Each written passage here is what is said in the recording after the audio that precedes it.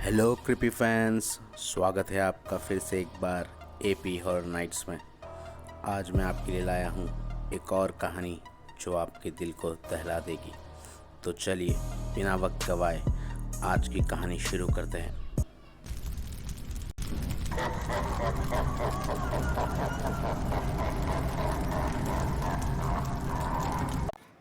कहानी का नाम द स्कार्फ। ये कहानी है एक 12 साल की लड़की जिसका नाम था जेनी मोंट्रोस।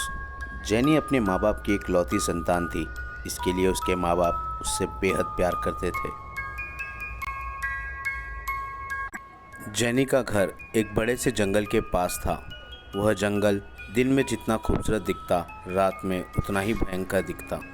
जेनी के माँ बाप हमेशा उसे कहते रहते कि वो जंगल से दूर रहे क्योंकि वो जंगल बहुत खतरनाक है, लेकिन जेनी उनकी बात कभी नहीं मानती। जेनी का 13th बर्थडे था, इसलिए उसके मॉम डैड ने उसके फ्रेंड्स के लिए एक छोटी सी पार्टी रखी थी। उसके मॉम डैड घर सजा रहे थे और जेनी अपने दोस्तों के साथ बाहर क्रिकेट खेल रही थी। तभी उसके फ्रेंड जॉय ने बॉल को जंगल की ओर मारा और बॉल सीधा जंगल में चली गई। जेनी भी उसके पीछे पीछे दौड़ी। सभी बच्चों ने उसे रोकने की कोशिश की, पर वह किसी की नहीं सुनी। काफ़ी देर बीत जाने के बाद भी जब जेनी नहीं लौटी तो बच्चों ने जाकर उसके मॉम डैड को बताया। उसके मॉम डैड बिना वक्त गवाए तेज़ी से जंगल की ओर दौड़े। काफ़ी देर ढूंढने के बाद भी उन्हें जेनी नहीं मिली। अब सूरज भी ढलने लगा था। उन्होंने पुलिस को बुला लिया। पुलिस ने खोजबीन शुरू की, पर उन्हें भी कुछ नहीं मिला।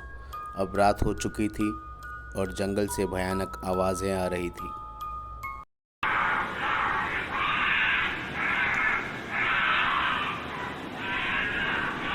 देखते देखते 3 दिन बीत गए, लेकिन पुलिस को जेनी नहीं मिली।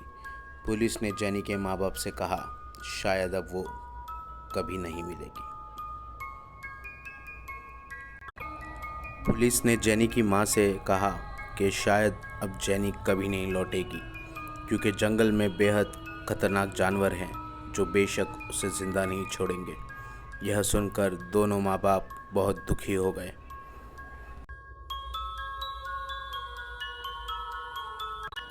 दो दिन और बीत गए। जेनी की मॉम घर के बाहर बैठकर आंखों में आंसू लिए जंगल की ओर देख रही थी। तभी अचानक उन्हें जेनी बुरी हालत में, फटे कपड़े, धूल में भरी और कपड़ों में खून के निशान के साथ जंगल से बाहर आती हुई दिखाई दी।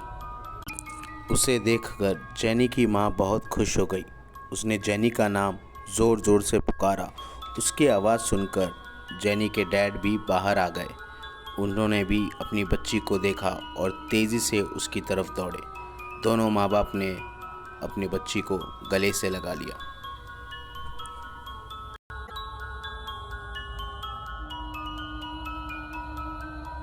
जेनी बहुत ही घबराई हुई और सहमी हुई सी थी।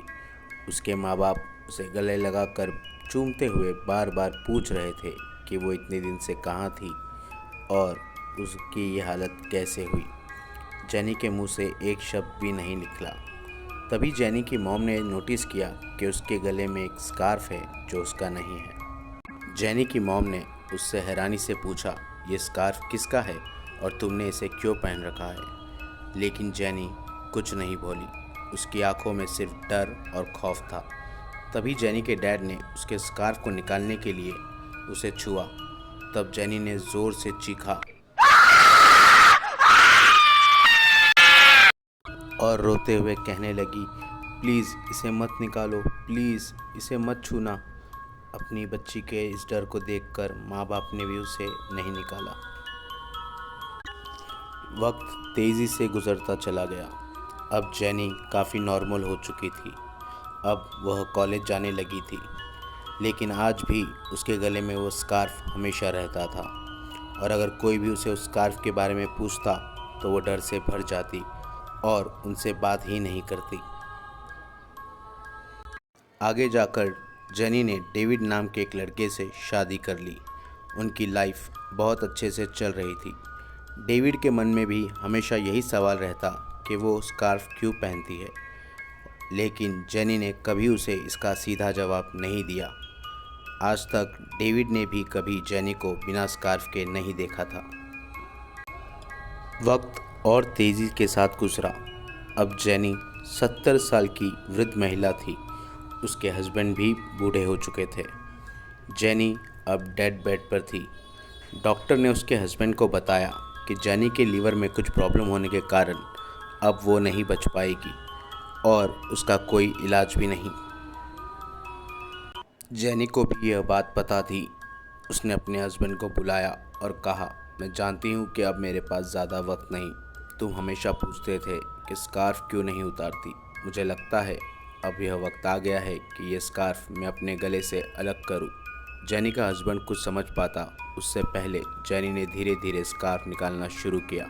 जैसे ही उसने स्कार्फ अलग किया, उसका सर लुढ़क कर ज़मीन पर गिरा और उसके हस्बैंड डर के मारे चीखने लगा।